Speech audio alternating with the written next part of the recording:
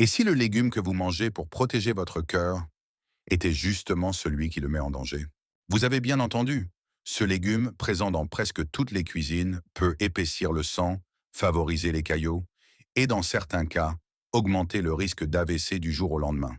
Le plus inquiétant, beaucoup de seniors le croient sain, recommandé pour le cœur. Aujourd'hui, on va remettre les pendules à l'heure, calmement mais clairement.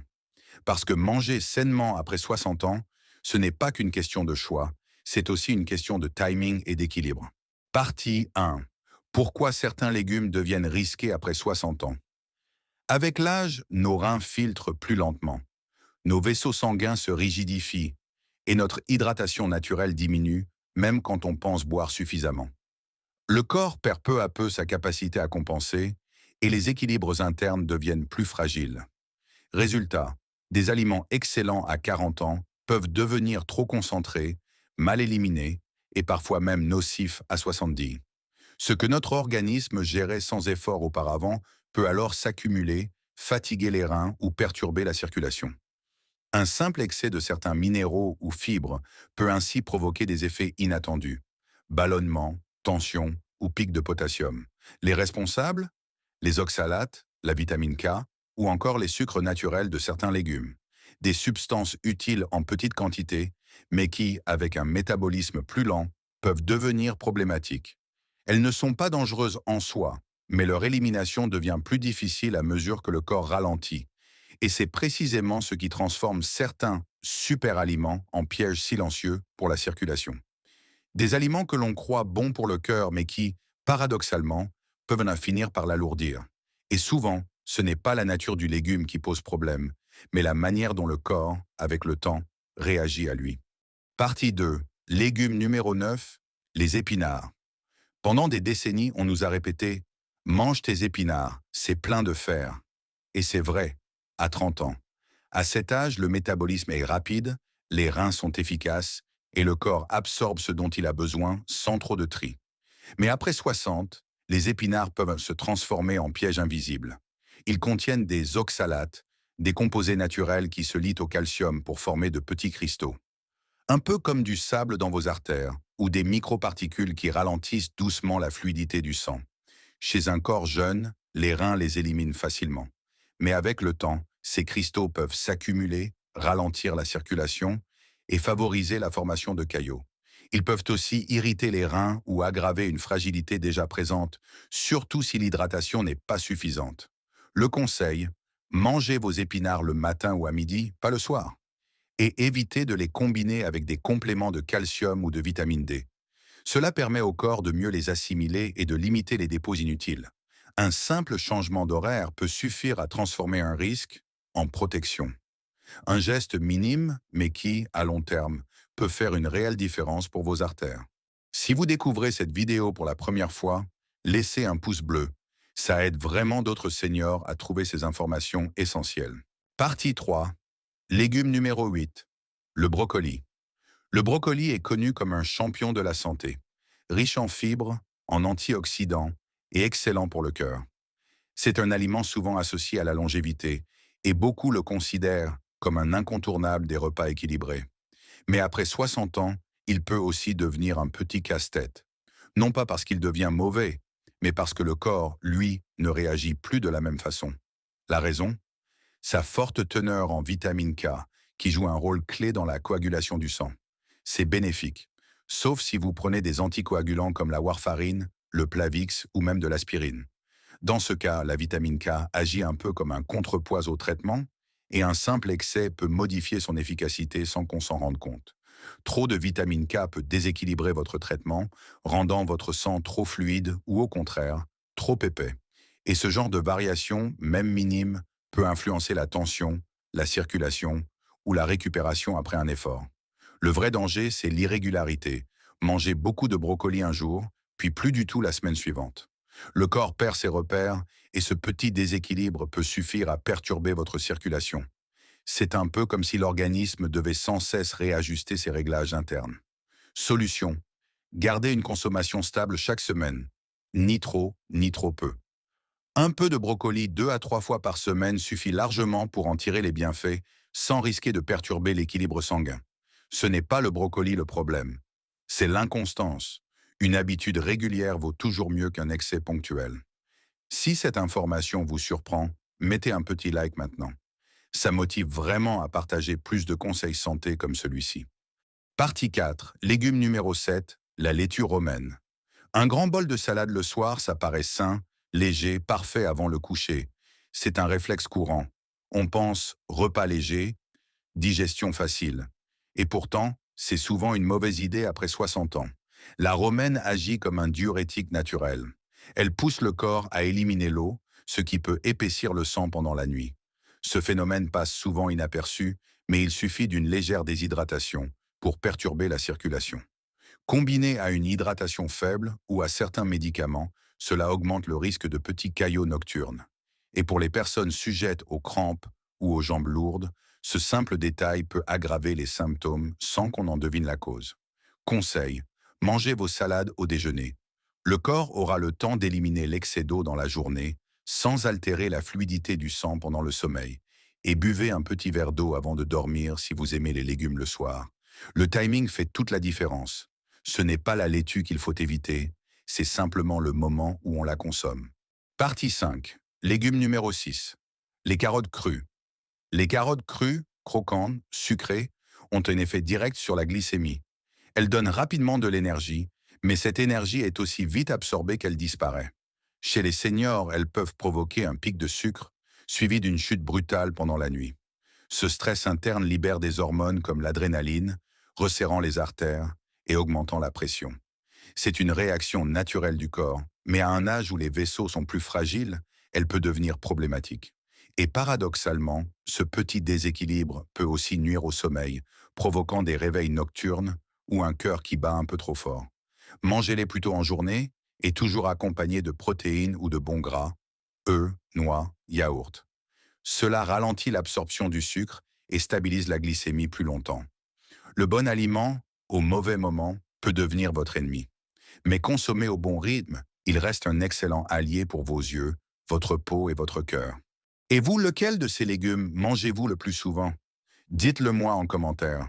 J'adore lire vos expériences. Partie 6. Légume numéro 5. L'ail. L'ail est un cadeau de la nature. Utilisé depuis des siècles pour renforcer le cœur et stimuler l'immunité, il reste l'un des remèdes les plus puissants du monde végétal. Mais cette force, justement, demande un certain équilibre. Car l'ail est aussi un fluidifiant sanguin très puissant. Combiné à des anticoagulants ou à l'aspirine, il peut rendre le sang trop fluide, provoquant saignement de nez, ecchymose ou vertige. Chez les personnes âgées, ce type de déséquilibre peut survenir rapidement, même avec des quantités modestes consommées chaque jour. Utilisez-le dans vos plats cuits et évitez les gélules concentrées, sauf avis médical. La cuisson adoucit son effet sans en effacer les bienfaits et permet de profiter de ses propriétés sans excès. À petite dose, l'ail protège. À forte dose, il peut trahir. Comme souvent en santé, tout est une question de mesure et de bon sens. Partie 7. Légume numéro 4. Les oignons. Les oignons abaissent naturellement la tension. C'est l'un de leurs grands atouts. Ils favorisent la détente des vaisseaux sanguins et améliorent la circulation. Mais s'ils sont combinés à des traitements hypotenseurs, la tension peut chuter trop bas, parfois sans prévenir. Résultat, fatigue, vertige, voire confusion. Chez certaines personnes, cela se traduit par un léger malaise au réveil ou une sensation de tête qui tourne en se levant trop vite. Des signes discrets, mais à ne pas ignorer. Mangez les cuits et évitez les plats très riches en oignons avant de dormir. La cuisson réduit leur effet hypotenseur tout en conservant leurs bienfaits digestifs. Et en journée, ils restent excellents pour le foie et la circulation. Trop, c'est trop, même pour les bons aliments. L'équilibre, une fois de plus, fait toute la différence. Partie 8. Légume numéro 3. Le maïs. Le maïs agit comme un féculent rapide. Sous ses airs de légumes légers, il se comporte en réalité comme une source d'amidon concentré. Il fait monter le sucre dans le sang presque aussi vite que du pain blanc, provoquant une réaction métabolique que le corps jeune compense facilement, mais qui devient plus délicate avec l'âge. Chez les seniors, ce pic suivi d'une chute entraîne une libération de cortisol, resserrant les vaisseaux sanguins et ralentissant la circulation. À long terme, ces variations répétées fatiguent le cœur et peuvent perturber la stabilité de la tension artérielle. Évitez le maïs le soir et accompagnez-le de protéines ou d'avocats pour équilibrer. Cela aide à ralentir l'absorption du sucre et à stabiliser la glycémie. Et si vous aimez le maïs grillé ou en salade, gardez-le plutôt pour le déjeuner, quand le métabolisme est plus actif. Le maïs n'est pas mauvais, il faut juste savoir quand l'inviter à table. Bien dosé, il reste une belle source d'énergie, mais à consommer avec discernement. Partie 9. Légume numéro 2. Les asperges. Les asperges sont diurétiques. Elles stimulent naturellement les reins et favorisent l'élimination de l'eau, ce qui en fait un excellent aliment pour purifier l'organisme. Mais cet effet drainant a un revers. Il déshydrate légèrement et cette perte d'eau peut épaissir le sang pendant le sommeil. Chez les plus de 60 ans, où l'hydratation est souvent déjà insuffisante, cela peut créer un terrain propice aux crampes nocturnes ou à une circulation plus lente. C'est pourquoi le moment où on les consomme devient essentiel. Mangez-les à midi ou au début du dîner et accompagnez-les d'aliments hydratants. Melon, concombre ou soupe claire. Ces associations simples aident à préserver l'équilibre des fluides, tout en profitant des vertus dépuratives des asperges. L'heure à laquelle vous mangez compte autant que ce que vous mangez. C'est souvent la clé pour transformer un bon aliment en véritable allié du cœur. Si ce genre de conseils vous aide, abonnez-vous dès maintenant. C'est gratuit et chaque semaine, on partage des astuces pour rester fort et lucide après 60 ans. Partie 10. Légume numéro 1. Les tomates. Les tomates, symboles de santé, peuvent pourtant irriter la circulation. Elles semblent inoffensives, légères, rafraîchissantes, et pourtant leur composition chimique change beaucoup selon la façon dont on les consomme. Elles contiennent des substances comme la solanine et la tyramine qui, chez les seniors, peuvent provoquer inflammation, maux de tête et variations de tension. Ces composés naturels, tolérés sans problème à 30 ans, peuvent devenir plus difficiles à métaboliser après 60.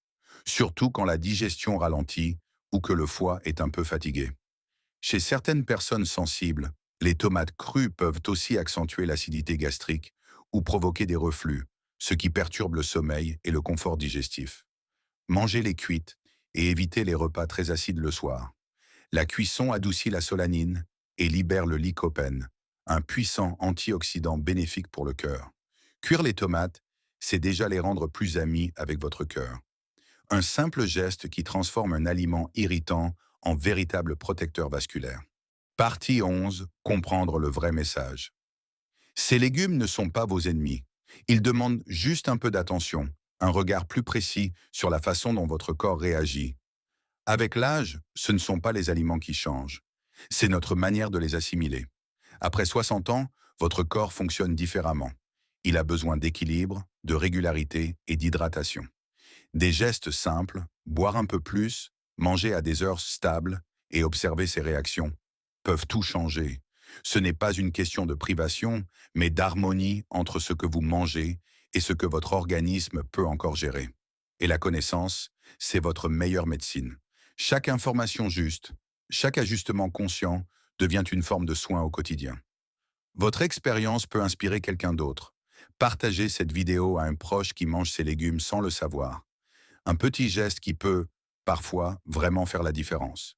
Vous savez maintenant pourquoi certains légumes, même les plus sains, peuvent devenir des menaces silencieuses pour le cœur après 60 ans. Mais ce n'est pas une question d'interdiction. C'est une question d'adaptation, de conscience et de respect du corps qui change. Alors dites-moi, lequel de ces légumes vous a le plus surpris? Votre réponse pourrait aider quelqu'un d'autre à éviter un risque inutile. Restez curieux, restez prudent et surtout, restez vital.